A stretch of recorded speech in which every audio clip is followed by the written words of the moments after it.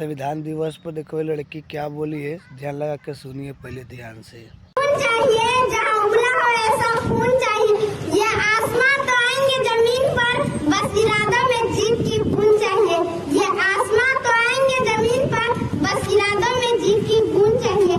परम आदरणीय अतिथि महोदय, शिक्षकगण एवं मेरे प्यारे साथियों, मैं नंदिनी कुमारी, कक्षा 7 राजकीय मध्य विद्यालय इन रांची की छात्रा, मैं आप सभी के सामने संविधान दिवस पर अपने विचार को रखने के लिए खड़ी हुई हूँ। भारत एकमात्र ऐसा देश है जो आज उन्नति के शिखर पर बैठा है, क्योंकि उन्होंने धर्म को संविधान माना। हमने तो संविधान को पहला धर्म माना।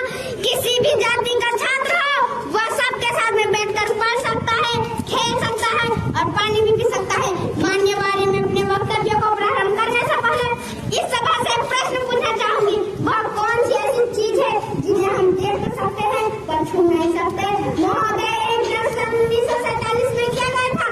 उसी समय छात्र ने करने उत्तर दिया। किसी ने कहा हम आकाश को देख तो सकते हैं पर छू नहीं सकते, किसी ने कहा हम सूरज को देख तो सकते हैं पर छू नहीं सकते।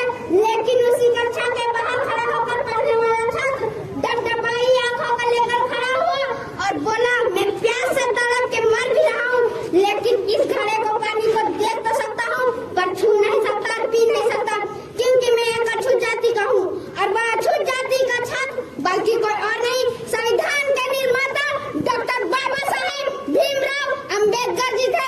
आज 75 वर्ष बाद सवाल भी वही है, कक्षा भी वही है, पानी का घड़ा भी वही है, परंतु कुछ बदला तो यह कि किसी भी जाति का छात्र हो, वह सबके साथ में बैठकर पढ़ सकता है, खेल सकता है और उस देश के सर्वोच्च पद पर बैठकर एक महिला आदिवासी के राज पर प्रशंसा कर सकती है। यह ताकत दी हमारे संविधान को।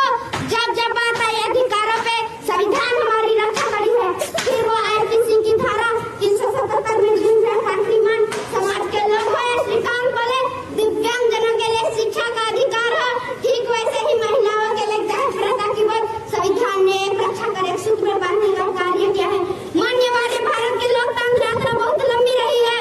जब हमारा देश आजाद हुआ था तब उसके साथ कई राष्ट्र शायद आजाद हुए, परंतु आज हम देखेंगे कि वहाँ कितनी भूखमरी गरीबी, परंतु भारत एकमात्र ऐसा देश है जो आज उन्नति के शिखर पर बैठा है। लंदन में मुस्कुराते हुए कवि चर्चिल ने कहा था, ये देश भी आजाद होगा लेकिन टिकेगा नहीं, टूट कर बिखर जाएगा। अब मुझे लगता है कि नर्क से चर्चिल की आत्मा देख रही होगी और सोच रही होगी